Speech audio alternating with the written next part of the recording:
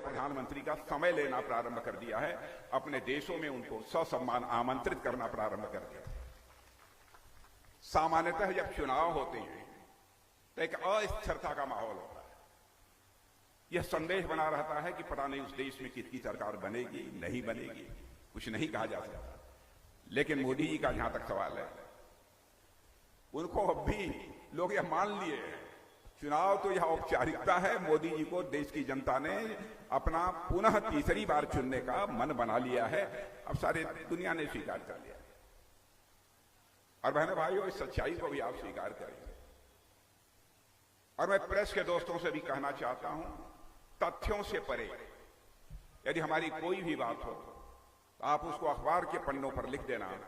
हमारी गलती होगी तो मैं इसे स्वीकार करूंगा, लेकिन यह बात मैं इसलिए कह रहा हूं कि जिंदगी में हमने राजनीति की है तो जनता के आंखों में धूल झोंक कर नहीं राजनीति की है, बल्कि जनता की आंखों में आंख डालकर राजनीति की है। बहनों भाइयों, हमारी एनडीए का चरित्र यह रहा है, जो हम लोगों ने कहा है वो अक्षरशः उसका पालन किया है। हमारे घोषणा पत्रों को उठाकर भी तो कोई देख ले, हमने क्या कहा था, क्या किया है कि नहीं किया है। जो कहा था सब किया है। हमने धारा 370 समाप्त करने की बात कही थी, चुटकी बजाकर संसद के दोनों सदनों में बहुमत मिलने के साथ ही धारा 370 समाप्त कर दिया। हमने कहा था हम आएंगे तो अयोध्या की धरती पर भव्य राम का मंदिर बन कर रहे। लोग ये कहते थे, आप लोग नारा लगाते हो राम लला हम आएंगे, मंदिर यहीं बनाएंगे, लेकिन तारीख नहीं बताएंगे। बहनों भाइयों, यह आरोप लगाने वाले लोगों से मैं कहना चाहता हूं, वह तारीख 22 जनवरी आ गई जबकि हमारे देश के प्रधानमंत्री मोदी जी ने भगवान राम की प्राण प्रतिष्ठा कर दी। और बहनों भाइयों, मैं कहना चाहता हूं, एक शुभ संकेत है, नवरात्रि का पर्व चल रहा है और मैं बहुत सोच समझ कर और नाप तौल के यह मैं कहना चाहता हूं, यह शुभ संकेत है। रामलला अपनी कुटिया से निकल के अपने महल में प्रवेश कर चुके हैं। भारत में राम राज्य के आगाज को अब दुनिया की कोई ताकत रोक नहीं सकती।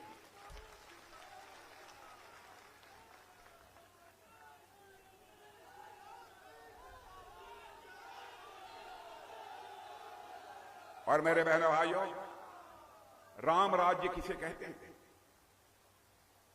राम राज्य वही राज्य होता है जिसमें कि हर व्यक्ति को, राम राज्य उसी राज्य को कहते हैं कि हर व्यक्ति को दायित्व बोध हो, कर्तव्य बोध हो, हमें क्या करना चाहिए इसकी जानकारी। अधिकार बोध से नहीं, हमारा अधिकार क्या है। कैकेयी ने के अंदर अधिकार बोध था, हमारा यह अधिकार है, हमारा ही बेटा सिंहासन पर बैठना चाहिए। इसी कारण सारा संकट पैदा हुआ था और मर्यादा पुरुषोत्तम भगवान राम को 14 वर्षों का वनवास स्वीकार करना पड़ा था।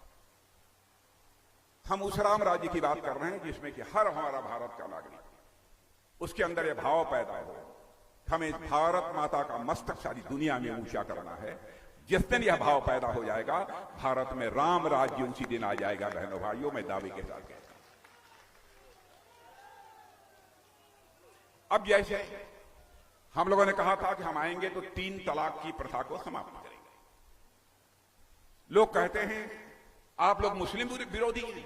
मैं अपने मुस्लिम भाइयों से भी कहना चाहता हूं, मैंने जिंदगी में कभी जाति, पंथ, मजहब की राजनीति नहीं की है। मैंने बराबर यदि राजनीति की है तो इंसाफ और इंसानियत की राजनीति की है। मेरे बहन भाई, मैं मुसलमान भाइयों को बतलाना चाहता हूं, केवल मुसलमान भाइयों को नहीं, जो ईसाई हों उनको भी, जो यहूदी हों उनको भी, जो भी पारसी हों उनको भी, जो भी भारत के नागरिक हैं, चाहे किसी भी धर्म को मानने वाली कोई माता हो, बहन हो, बेटी हो, बहनों भाइयों, कोई इसे स्वीकार करे अथवा न करे, हम सब सारे लोग, एनडीए के लोग, भारतीय जनता पार्टी के लोग, उसको अपनी माता, बहन और बेटी ही मानते हैं। भले ही आपको जो मानना हो उसे मानो, लेकिन हम माता, बहन और बेटी मानते हैं। किसी भी धर्म को मानने वाली माता, बहन और बेटी के साथ जुल्म होगा, अत्याचार होगा, तो सत्ता के लोभ में कोई भले ही उसे माफ कर दे, लेकिन बहनों भाइयों, भारतीय जनता पार्टी माफ नहीं करने वाली है। 3 तलाक कितना जुल्म था मुस्लिम बहनों पर, शादी हुई 10 दिन के बाद खड़े होकर कोई बोल दे तलाक तलाक तलाक और उसको छुट्टी कर दे। राजनीति जाए भाड़ में। सत्ता के मोह में भले ही कोई इसे स्वीकार कर ले, लेकिन हम एनडीए के लोग इसे कभी स्वीकार नहीं कर सकते बहनों भाइयों। इसलिए डंके की चोट पर हमने 3 तलाक की प्रथा को भी समाप्त किया। बार बार मैं कहता हूं कि राजनीति केवल सरकार बनाने के लिए नहीं की जानी चाहिए। राजनीति की जानी चाहिए तो देश बनाने के लिए राजनीति की जानी चाहिए। मैं कभी कभी नजर डालता हूं क्या हो गया है लालू जी को। बहनों भाइयों, लालू जी हमारे मित्र हैं। उनके परिवार के लोग क्या बोल रहे हैं? सरकार बनेगी तो मोदी जी को जेल में डाल देंगे। न 9 मन तेल होगा न राधा नाचेगी बहनों भाइयों, न 9 मन तेल होगा न राधा नाचेगी।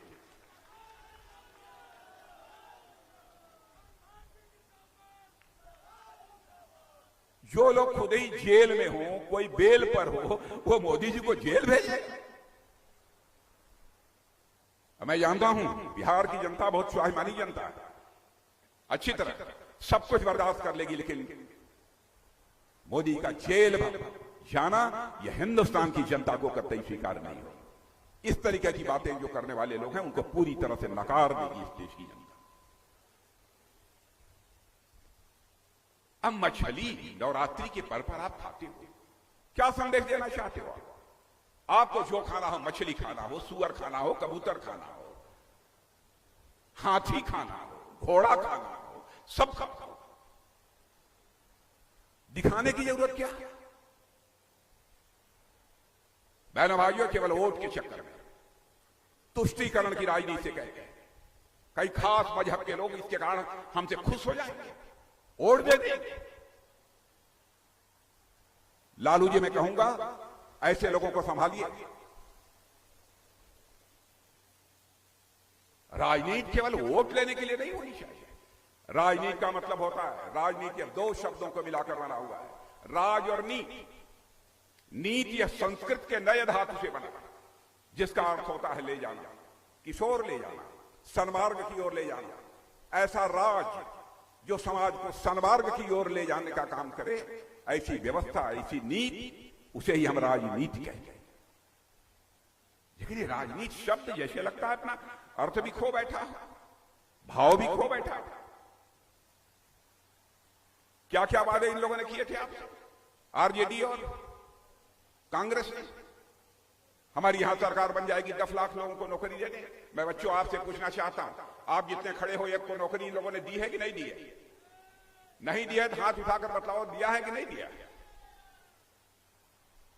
बराबर जनता की आंखों में धूल झोंक कर उनका समर्थन इन लोगों ने हासिल करने की कोशिश की है।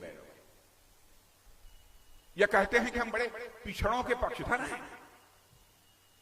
मैं कहना चाहता हूं बहनों भाइयों, सच्चाई है कि पिछड़ों के लोग दुश्मन हैं। कर्पूरी ठाकुर जी ने आरक्षण की जो व्यवस्था दी थी, मैंने उत्तर प्रदेश का मुख्यमंत्री रहते हुए उसे लागू किया था। उनके प्रति इनके मन में कोई सम्मान का भाव नहीं था। पहली बार कर्पूरी ठाकुर को भारत रत्न से नवाजने का काम यदि किसी ने किया है तो हमारे देश के प्रधानमंत्री मोदी जी ने किया है बहनों भाइयों, दूसरों ने नहीं किया। ओबीसी कमीशन बना था, ओबीसी कमीशन को संवैधानिक दर्जा मिलना चाहिए, लंबे समय से मांग हो रही थी, लेकिन उस पर भी इन लोगों ने कभी ध्यान नहीं दिया और अपने को पिछड़ों का मसीहा साबित करने की कोशिश करते हैं। बहनों भाइयों, ऐसे लोग केवल अपना घर बनाने के लिए राजनीति करते हैं, अपना परिवार बनाने के लिए राजनीति करते हैं, लेकिन हम लोग केवल घर और परिवार बनाने के लिए राजनीति नहीं करते हैं, हम देश बनाने के लिए राजनीति करते हैं। मेरे बहनों, इन लोगों ने तमाशा बना दिया। चाहे काकेलकर की रिपोर्ट रही हो, मंडल कमीशन, उसको ठंडे बस्ते में डाल दिया, मंडल कमीशन का विरोध किया, हर चीज का विरोध किया, फिर भी अपने को पिछड़ों के मसीहा कहते हैं। लेकिन चलिए जो था तो था। बच्चों को नौकरी, बच्चों को जेल भेज रहे हैं, पेपर लीक हो रहे हैं, क्या क्या इनके शासनकाल में नहीं हुआ?